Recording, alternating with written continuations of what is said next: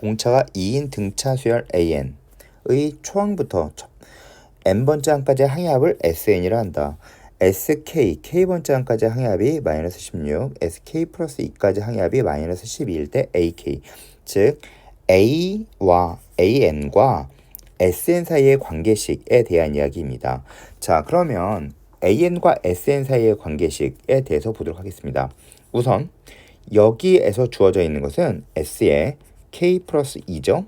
그리고 SKY 관계식입니다. 자, 따라서 SK에서 SK 플러스 2에서 SK를 빼주면 우선 1부터 K 플러스 2까지의 항에서 1부터 K까지의 항의 합을 빼준 것이기 되기 때문에 K 플러스 1번째 항과 K 플러스 2번째 항이 남습니다. 자, 이렇게 바꿔주는 이유는 이렇게 생각해주는 발상에 대해서 배워야 됩니다. 발상은 S가 주어져 있죠? 그리고 A로 변환해줘야 된다는 생각 때문에 이 생각을 머릿속에서 하고 넘겨야 됩니다. 자, 그리고 그 다음 이거의 값이 4라고 되어 있네요. 그쵸? 맞죠? 자, 따라서 이 값을 계산해주면, 자, 이제 계산하겠습니다. 자, 우선 이것은 A의 K는 우선 생각해보세요. 일반항 A는 A 플러스 N-1 D겠죠? 자, 따라서 AK 플러스 1은 A 플러스 N-1 자리에 K 플러스 1을 넣어주면 됩니다. 따라서 K 플러스 1 넣어주면 이것은 A에 K 플러스 1 넣어주면 K에 그 다음 이제 생각해보세요. 자, 이것은 공차가 몇일까요? 2겠죠? 2라고 쓰여있죠. 따라서 2 이렇게 써주면 됩니다. 자, 플러스, 자, 이거 대입하겠습니다. A 플러스 K 플러스 2번째 항이니까 K 플러스 1의 공차 D 따라서 2겠죠? 2 넣어주면 이것은 4라고 알 수 있습니다. 따라서 계산해주면 A는 1-2K 이렇게 쓸 수 있겠네요. 자, 그 다음, 자, 우리는 A의 2K를 계산한다는 것 자체가 A와 K의 값을 다 계산해 줘야 된다는 뜻입니다.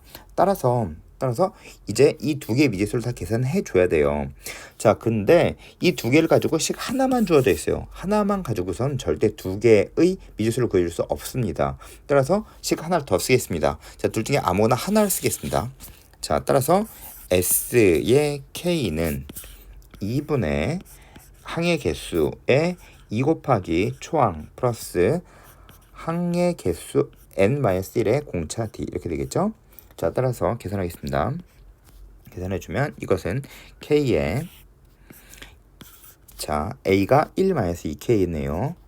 따라서 1-2K 플러스 K-1 곱하기 2 분의 2 이렇게 쓰면 되겠죠?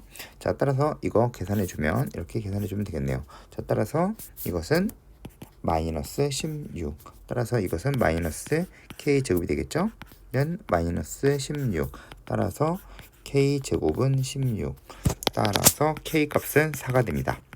자, K값이 4니까 A값은 마이너스 7이 되겠죠? 따라서 우리가 구해줄 것은 A의 8번째 항, 즉 A의 2K, A 8번째 항을 구하는 게 문제입니다.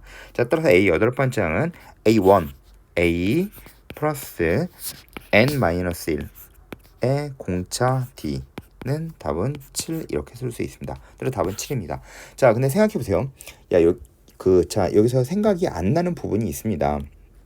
우선 학생들이 제일 당황스러웠었던 부분은 우선 이것까지는 생각을 했을 거예요. 그래서 여기까지는 썼을 겁니다. 그러면서 이렇게 계산을 했어요. 그 다음에 이 다음에 뭘 하지? 이런 생각이 되게 많이 들었을 겁니다. 그런데 기본적인 생각을 해보세요. 등차 수열의 합구하는 공식은 2분의 n의 2a 플러스 n-1의 d죠. 그죠? 그럼 미지수의 개수가 n과 a와 d 세 가지가 있다고 생각하면 됩니다. 자, 그런데 이 문제 자체는 생각해 보십시오. 자, 이 문제 자체에서는 우선 기본적으로 공차가 주어져 있습니다. 하나의 식이 주어져 있다는 뜻이에요. 그리고 K번째 항이 마이너스 16, 그리고 K 플러스 2번째 항이 마이너스 12. 즉, 식이 3개가 주어져 있다는 얘기와 같아요. 따라서 미지수가 3개인 상태에서 식이 3개 주어져 있으므로 이것은 구해줄 수 있는 방정식이 됩니다. 방정식. 따라서 반드시 구해줄 수 있다는 생각을 하셔야 돼요. 자, 따라서 얘네 둘을 이용해서 하나의 식을 찾았다 라고 생각해 주면, 그러면 얘는 이미 여기서 사용했어요. 그죠? 사용했죠? 따라서 얘는 더 이상 사용할 일이 없으므로 없애줘야 돼요. 그러면 얘에서 얘를 뺐으므로 얘네들은 하나를 같이 사용한 거예요. 각자 해도 되는데 얘네들을 하나를 묶어서 하나를 사용하였으므로 한 개의 식을 여기서 또 쓸 수가 있어요. 그렇게 해서 그 방정식을 만들어 줄 수가 있습니다. 아시겠죠? 이 문제의 구조 반드시 생각하세요. 아시겠죠? 문제의 구조를 생각하셔야 됩니다. 다시 얘기해 드릴게요. 다시 만약에 이렇게 있어요. fx가 주어져 있고요. gx가 주어져 있는 것이 있다 라고 생각해 보세요. 이거의 값이 주어져 있어요. 만약에 a라고 주어져 있다 라고 생각할게요. a 말고 숫자로 넣어 드릴게요. 이거의 값이 만약에 2다. 그리고 이거의 값이 2고 이거의 값이 5다. 이렇게 주어져 있다 라고 생각해 보세요. 그러면 식이 두 개 주어져 있으니까 미지수의 개수는 두 개여야겠죠. 그래서 내가 만약 gx-fx로 하나의 식을 구했다 라고 생각하면 이건 두 개가 묶여서 하나의 식이 된 거예요. 그러면 미지수의 개수가 두 개일 테니 하나는 fx는 2. 이것에서 두 개의 방정식을 찾아주면 됩니다. 또는 선생님 이렇게 구해주면 안 되나요? 이것 또한 됩니다. 따라서 이 두 개를 이용해서 두 개를 합쳐서 하나를 구했다면 이것만 이용해도 되고 또는 이것만 이용해도 됩니다. 자, 이 문제의 구조 잘 파악해 놓으세요. 유월 모평입니다. 유월 모평은 9월 모평을 반영한다는 뜻이에요. 그리고 9월 모평은 수능을 반영한다는 뜻입니다. 따라서 문제의 구조적인 것 반드시 파악하고 넘기셔야 됩니다.